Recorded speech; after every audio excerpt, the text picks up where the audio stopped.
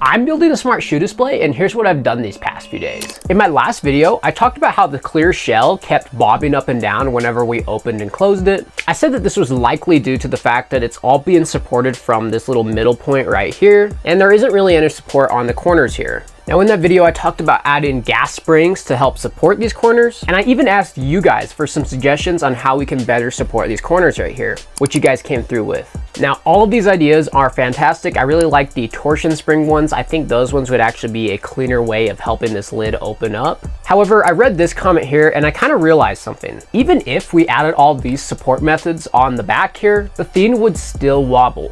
And so that's why I made this little example right here.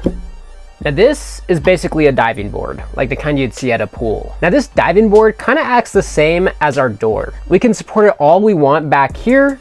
However, there's no support up here, causing this thing to flop like that. So even if we added torsion springs and all those things, due to the lid being so thin, this thing would still flop up and down. Now the only way that I see to fix this right now would be to add something like this. It seems super obvious, but just adding this little piece right here technically should help reduce that. It doesn't look like it's doing too great of a job.